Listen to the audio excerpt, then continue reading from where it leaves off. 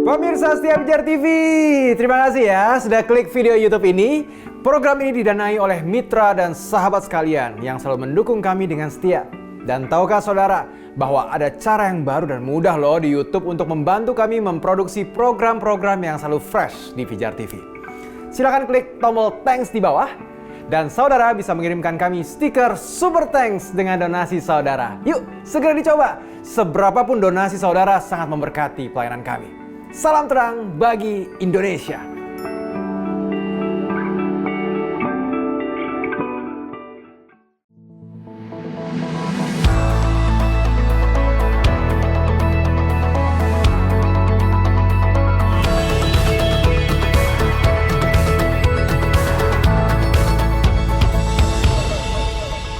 Shalom sahabat pijar. Banyak orang Kristen belum menyadari bahwa mereka sudah diberikan karunia roh. Namun di sisi lain, ada juga orang Kristen yang tahu kalau mereka punya karunia roh tersebut justru menyalahgunakan.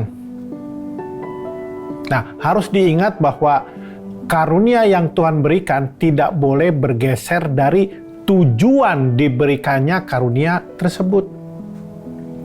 Tapi sebelumnya, mari kita lihat dulu apa yang dimaksud dengan karunia roh. Ya.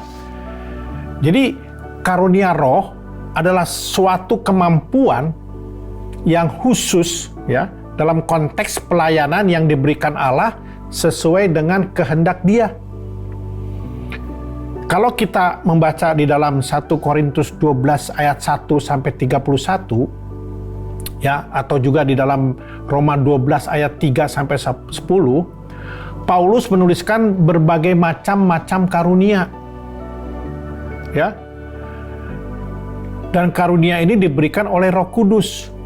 Misalnya gini, karunia untuk menjadi rasul. Ya, itu ada di dalam 1 Korintus 12 ayat 28.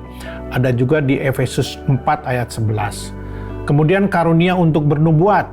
Ya, ada di Roma 12 ayat 6, 1 Korintus 12 ayat 10, dan juga ayat 28, ada juga di Efesus 4 ayat 11.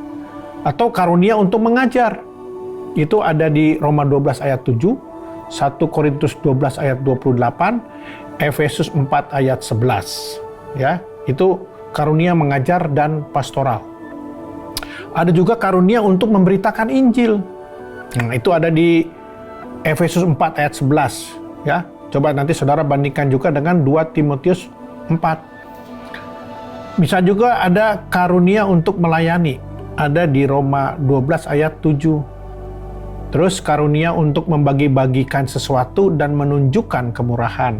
Ada di Roma 12 ayat 8. Karunia untuk memimpin ya, itu ada di Roma 12 ayat 8. Ya, bandingkan juga dengan 1 Korintus 12 ayat 28.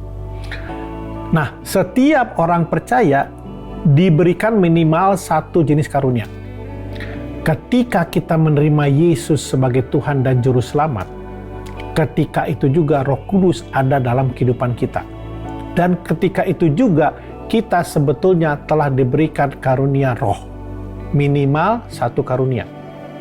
Tapi ingat, selain karunia roh, kita juga harus menghasilkan buah roh. Karena karunia roh dan buah roh adalah dua hal yang penting dalam kehidupan orang-orang percaya.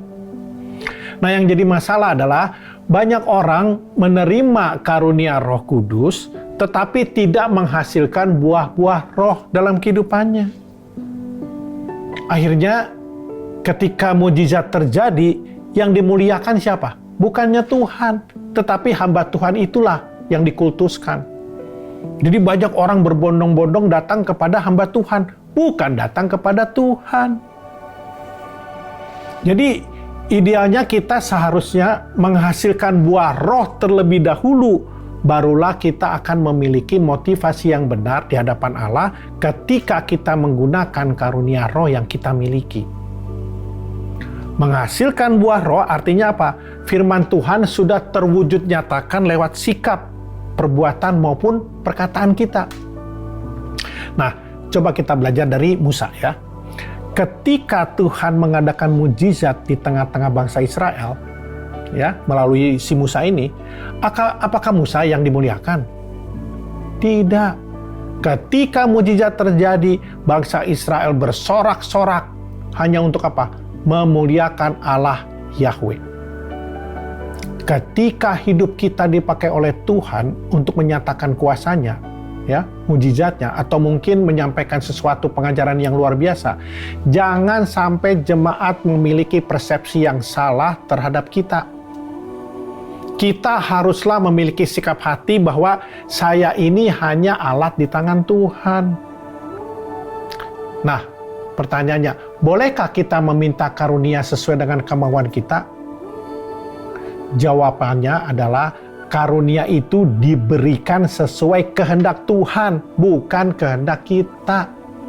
Bayangkan, kalau karunia boleh diminta sesuai dengan kehendak kita, berapa banyak orang yang akan ngantri untuk meminta karunia mengadakan mujizat atau karunia kesembuhan, iya kan?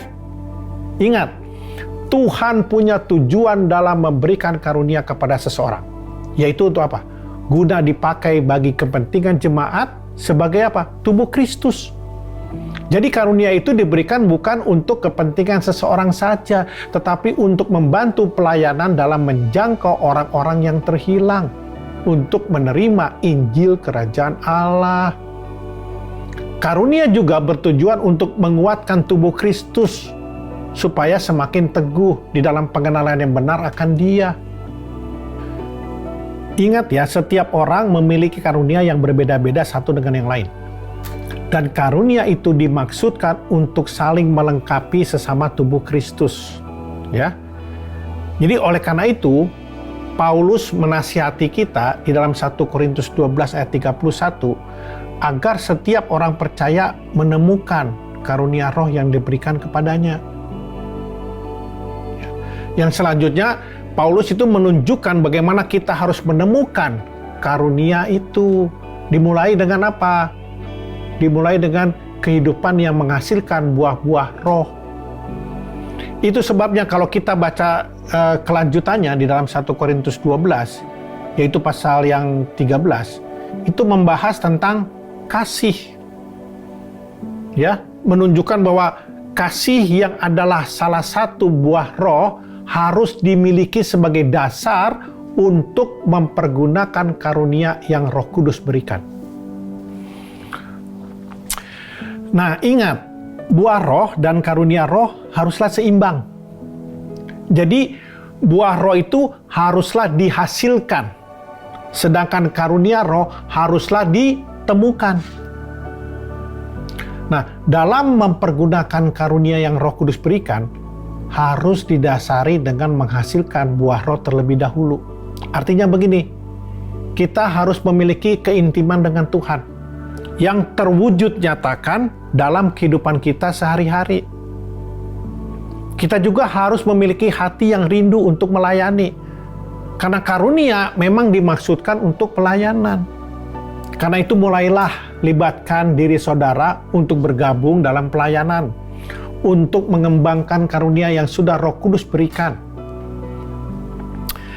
Ingat ya, kalau kita adalah pengikut Kristus, jangan sampai kita ngomong begini, kayaknya saya nggak punya karunia deh. Sebetulnya bukan saudara tidak punya karunia, tapi belum menemukan karunia tersebut. Karena itu kita bisa mulai dengan apa? Memberi hati kita dalam pelayanan. Dan nanti dalam prosesnya, saudara akan menemukan karunia apa yang Tuhan berikan kepada saudara. Nah, selanjutnya, karunia itu haruslah digunakan hanya untuk tujuan yang bernilai kekekalan, bukan untuk mencari kepentingan pribadi.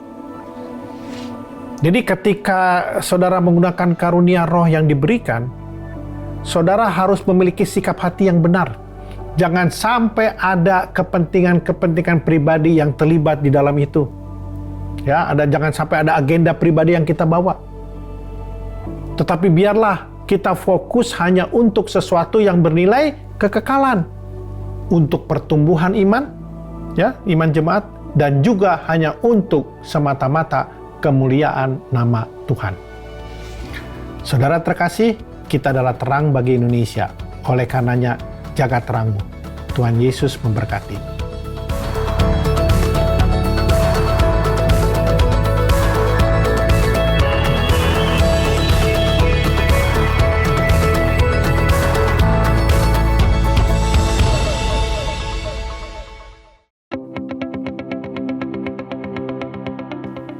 Sahabat Pijar TV, terima kasih sudah menjadi pemirsa setia program-program Pijar TV.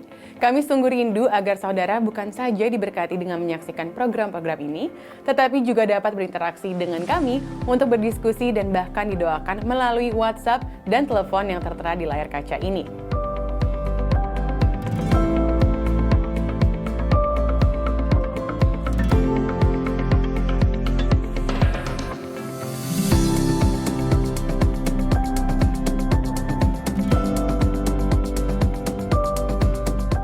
Hubungi kami sekarang melalui WhatsApp, tim Respon Pijar TV siap untuk melayani saudara.